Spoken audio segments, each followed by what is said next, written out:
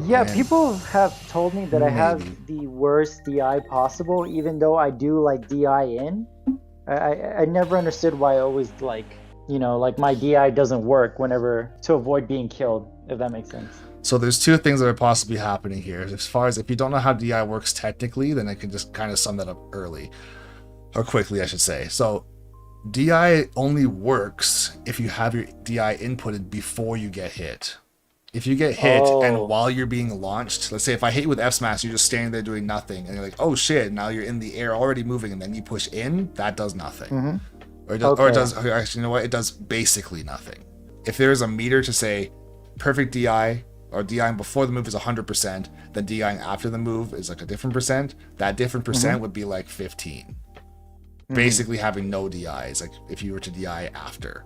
So there Hmm. is that. If you don't know, like let's say we'll get into this. This also can tie into our movement as well too. So if you know you're about to make a mistake, not because you're intending to, but like you see that you've clearly missed and your opponent has a chance to counterattack you in some way, that's where you want to DI during the end leg of your move.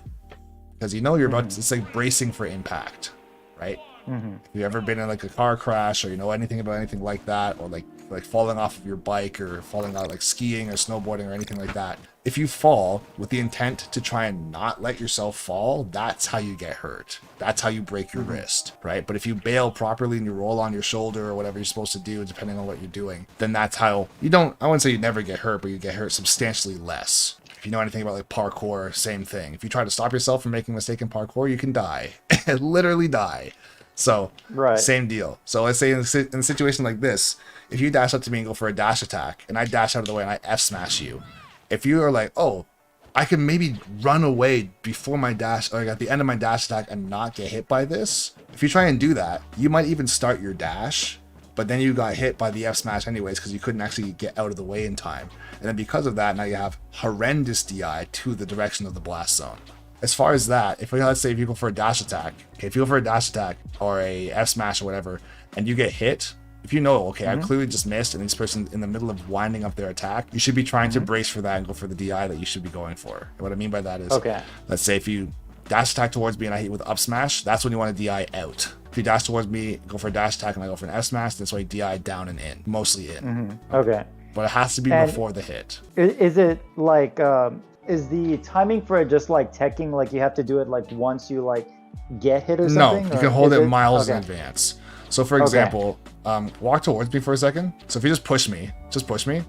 If I hit you anytime during that, you would have good Hmm. DI to the left. So if I hit, Okay. sorry, if I yes, if I hit you to the right, you'd have good DI and slow yourself down, and you would not be hopefully dying. Obviously, at 10, you're not going to go very far, but that's the Hmm. DI you want to have. It's not like you have to like you don't have to like click the control stick over at the right time and tech the hit. That's not a Hmm. thing. So if you were trying to do Okay. that, you're making your life miles too hard because that's not a thing at all. So if I was to like let's say have good DI in right now, it should look like this. If I want to have DI down and in, it might look like that, which you can't really see Hmm. what's happening, but on my screen for the controller cam, I'm down and in, right? Or I could do up and in, right? This is just be DI up, up and away is like a slow walk, all the way out, down and on an angle, away from you, right? It's the same thing. There's some things that you can do preemptively. Like let's say if you're about to get hit, DIing is one of them. The other part would be like getting buried. If you know you're fighting a character that can bury you or grab you as well. Anything where you're gonna get put into a mashing situation. Hmm. Let's say if I was to dash attack and you're playing DK. If I dash attack Hmm. at you and I miss completely and I know you're about to hit me with side B or grab, I can start mashing during the end leg. So I can go like this, but oh shit, start mashing during my dash attack. So once you bury me, the first 10 inputs of my mash are put into the mash on the first frame of being put into the ground or being grabbed. DK Will taught me that. So you can get Hmm. out of berries super fast. So if you watched Double Down, Proto Banham might have the best mash in the goddamn world, bro. I don't know if you ever saw that shit, but he got out of everything against MK Leo's Rob. And it's The because Min Min player? yeah, and it's because he was 100% doing that. If he made any sort of mistake at all, he knows in advance, the guy's saying, be prepared or brace for impact when you make a mistake. And when you get grabbed or when you get buried, you're mashing. Let's say if I go like this and I miss, I know I'm about to get grabbed or buried. I'm going like this. The second that I'm like during my up smash, as soon as my up smash comes out, I'm mashing already because I know I'm about to be buried or grabbed. Same thing applies for Oh. DI. Okay. Hmm.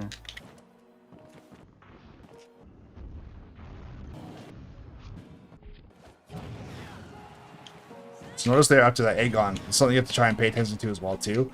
As soon as you throw the Aegon and I jumped over it, you should not be thinking offense. You should be thinking, oh shit, I jumped over a move where you're in a ton of lag still. It's the same thing for me. If I throw out my side B and you jump over it instantly, I'm not thinking, oh, I should probably dash towards him because, well, in the case of Pyra, yes, I can't throw anything out if I don't have my swords. If I do this, I can't do anything. I just can only like shield and run basically. But for you, even if you could, like let's say throw an Aegon and then go for instant dash attack, if you see I jumped over your Aegon, you're never gonna have time to do anything. So in that situation, I just dashed at you and I didn't do anything because I wanted to see if you would notice like this is a bad situation. Next time, if that happens to happen, I'll just kill you. if it makes you feel better, I guess. I don't know. Oh my, he's wild. Grabbing in the corner, he's going to jail. I didn't know what to do. So if you had let go of shield and just got hit, I'm not saying that you should have gotten hit, but if you just let go of shield and then literally did nothing, you wouldn't have died at 40. Okay. Even at the ledge? Yeah, you wouldn't have died. Well, if you had no DI, then you would have maybe died. But if you DI'd in, you would have been fine. That being said, though, if you dropped shields, you could have also just hit me, right? You could have jumped in and went for up air, fair, up smash, up tilt, something. Because I jumped and did that, and you waited for me to come down. And like I was saying before, I have no hitbox on the charge. It's just a very intimidating move because you know it's strong when it's fully charged. But during the charge itself, I'm wide open. So it's character knowledge a little bit there to say, okay, if you think you're sick, you're not sick. You can just go hit me for doing that. Did is absolutely a gimmick.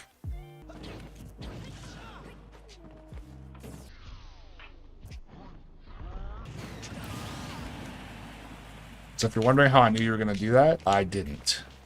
That was just a read. Because here's the thing. If someone is scared, I can say, you know what, I'll take it back. I knew that you're going to do that to an extent. It was an educated guess because when someone's at high percent and they're typically scared, as soon as they shield, a lot of players feel like the best way to get out of shield is to jump because you feel like you have more mobility versus dropping shield. And you technically do for that split second where you don't have to actually drop your shield and you can just escape shield for free, right? Like just doing this, or not that, but like jumping out of shield, right? So that, oh, am I dead? Nah.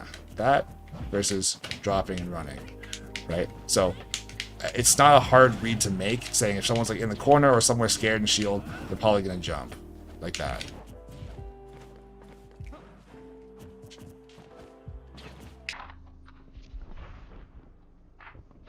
There you go, that's good movement, right? Just dashing out of the way. It felt like nothing, I'm sure, but they're still good because I completely missed and you could have punished that. So the thing that you want to work on for sure is not tunnel visioning just movement or just attacks. Because when you have good movement, you catch yourself off guard and be like, oh shit, like I actually did something good here and I had good position, but I wasn't prepared to actually like be right. Right? So when that situation happens to you, you want to try to be like, okay, I'm going to throw a good movement here and I'm going to throw a fast, safe attack. Or as safe as I possibly can. If it's jumping away with like a back air, then that's totally fine. If it's turning around the forward tilt, then that's also totally fine. Like you don't want to get into the habit of like dashing away and F smashing or dashing away, then turning around and then coming back in with a down tilt because it's just too committal and you might find yourself getting finessed. Also, all these grabs in the corner, you gotta try and stop that too because you could be dying, right? If I think you're gonna grab in the corner like that, at 60, if I F smash you, you'll actually die. There you go.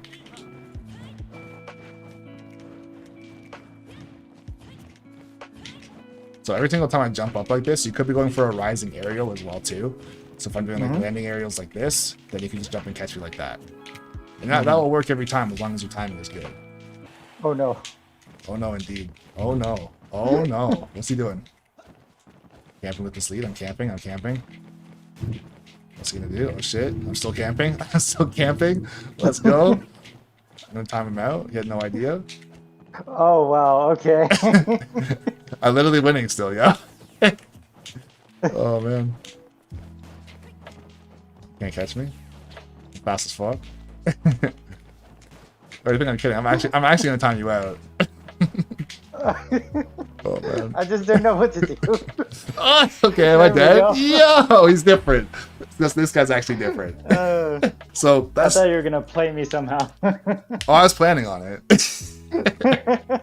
So even with that, there's a lot of things. There's so many components you have to pay attention to in the game because like I said, it's learning your character. It's learning my character as far as the matchup, knowing your spacing, mentality, player emotion, your kill moves, combo setups, whatever it might be, all those things. But then also taking into consideration the context in which all those things come into play. Of course, it was very stupid of me to camp you with a .6 lead. But I did it anyways for dramatic / comedic effect, and it was hilarious. Can confirm. So, besides that, you also want to pay attention to the time and the stocks, and if you actually do have the lead, right? Although my lead was literally nothing, I didn't technically have to approach, right?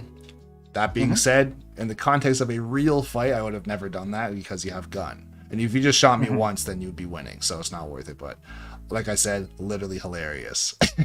So there's just so many things to pay attention to. I'm not saying like you don't have to super worry about like everything just yet. I still want you to work mostly on movement.